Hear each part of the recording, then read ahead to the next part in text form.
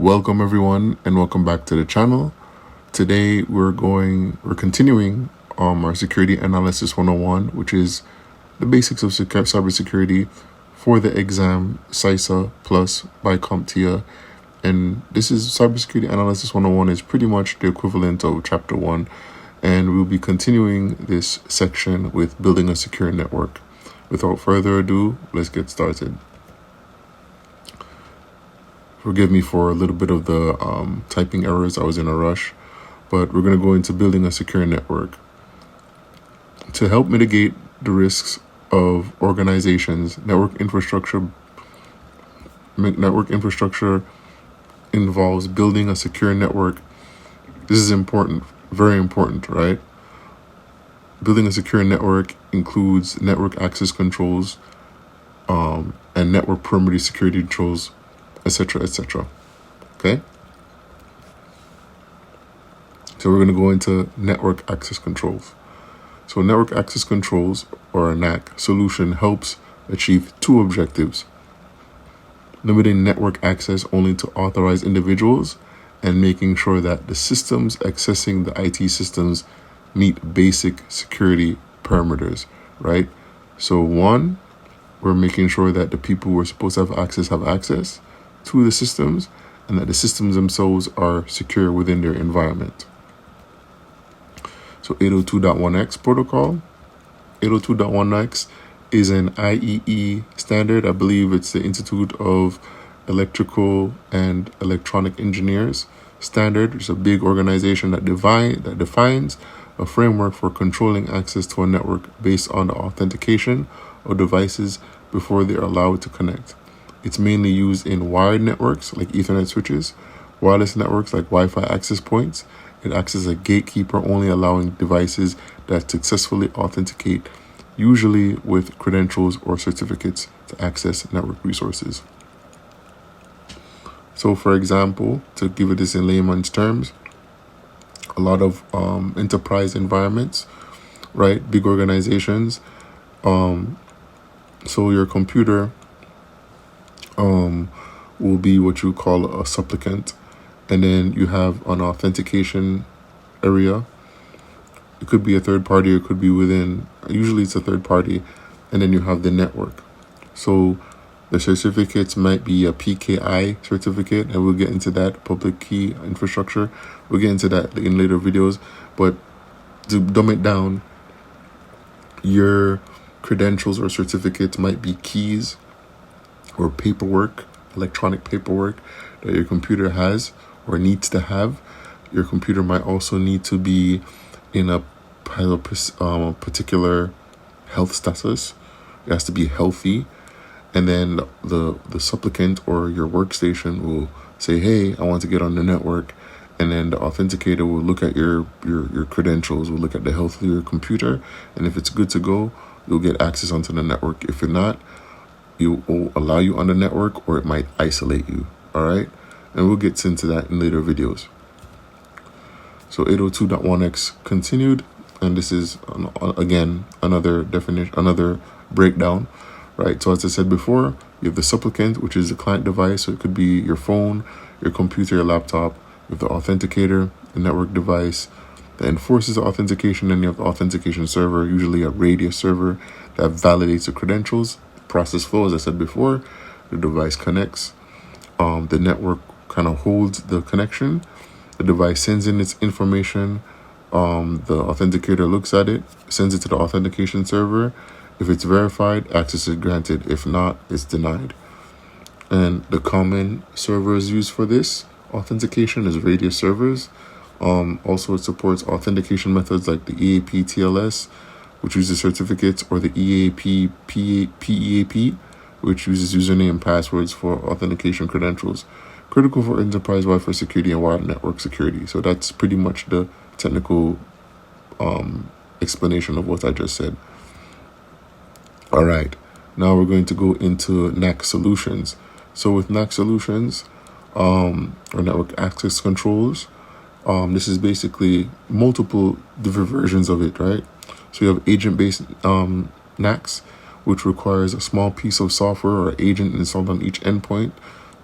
Or you have agentless NACs, which inspects and verifies endpoints without installing anything on the device, right? And that's self-explanatory. You have in-band and out-of-band. So in-band setup is usually all the traffic flows directly through the NAC device. The NAC device acts as a gatekeeper, making real-time decisions about allowing, blocking, or restricting traffic. An out-of-band NAC setup is usually where it doesn't pass to the NAC device directly, but the NAC device monitors and manages the traffic indirectly, often talking to network switches and firewalls if it needs to close off something. And there's a chart that pretty much spells out or lists out the differences, the benefits and the cons, right? So you have traffic flow with the inbound that goes to the NAC appliance. Outbound, it goes around it. Speed of enforcement, immediate. Out of band is slightly delayed. Scalability is harder, obviously, because it's going through the NAC. Out of band, it's easier to scale because it's just monitoring, so on and so forth, right? Excuse me, a little bit of gas here. All right, so I think that's a repeat. Sorry about that. But on to the next one.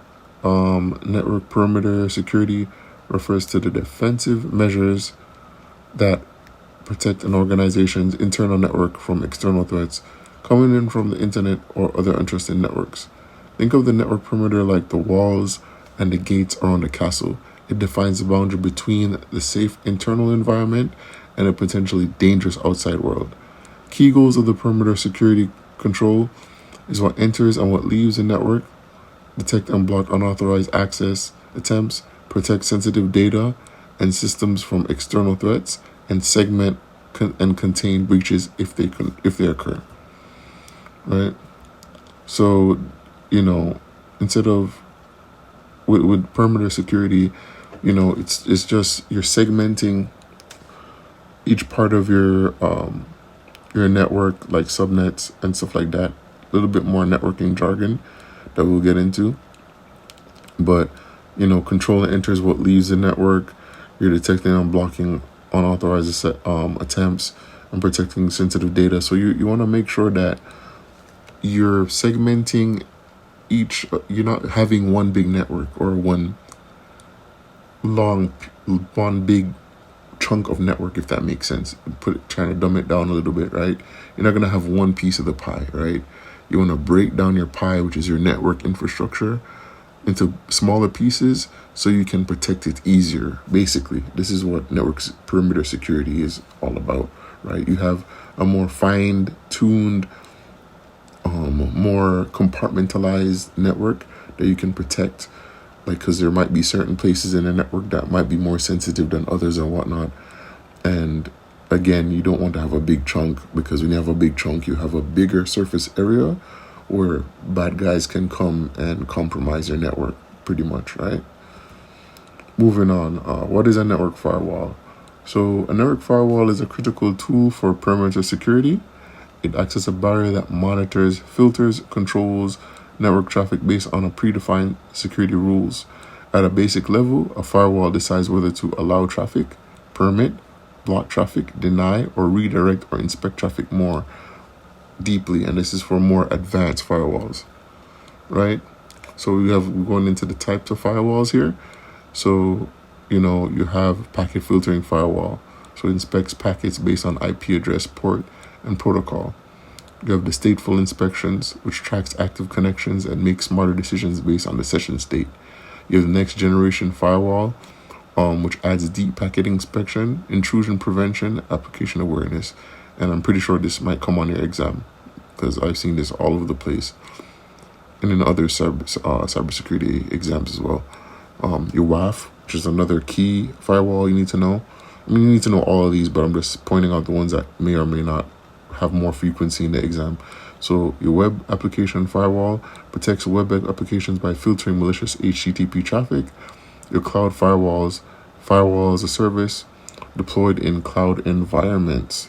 Okay, moving on. How to analyze security risks. Evaluating risks are one of the most important processes that can be done for a cybersecurity risk program.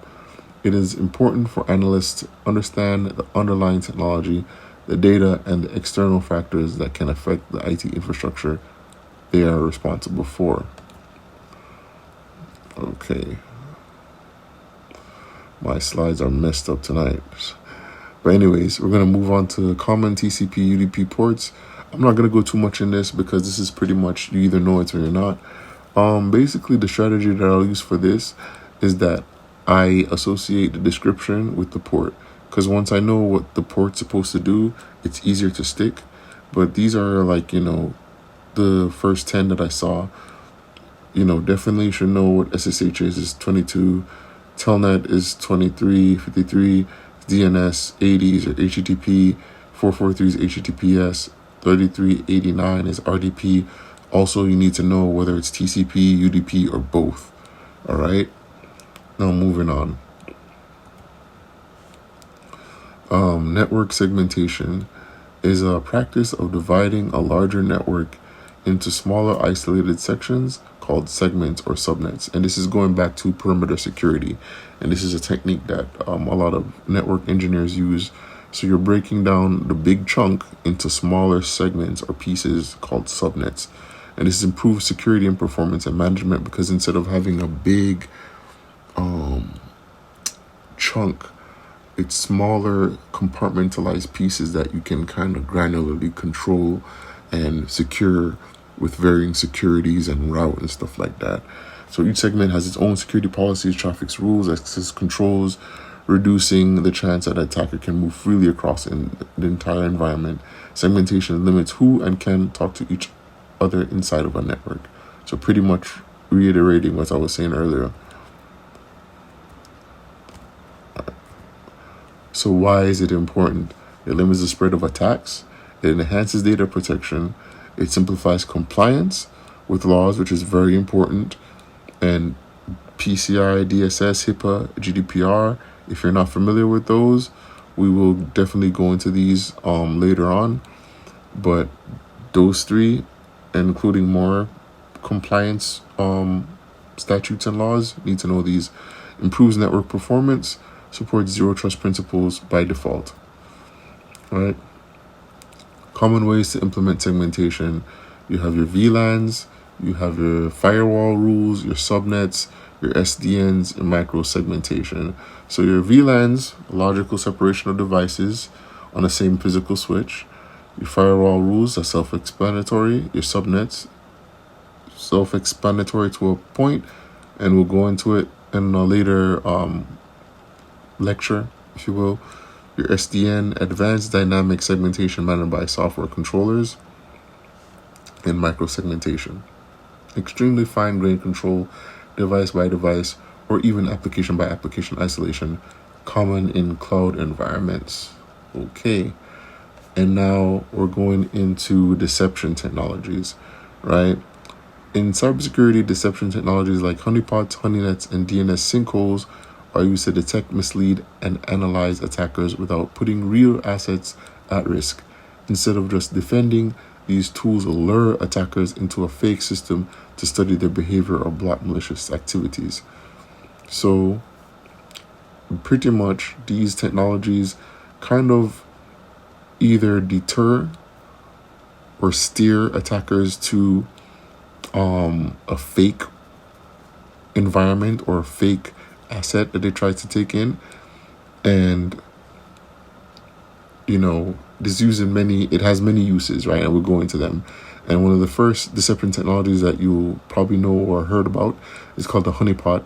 It's a decoy system or service that intentionally distracts and attracts attackers to mimic real servers, databases, or applications, but it doesn't contain anything that's worth anything, right? Its key features is that it looks vulnerable and valuable to the attacker.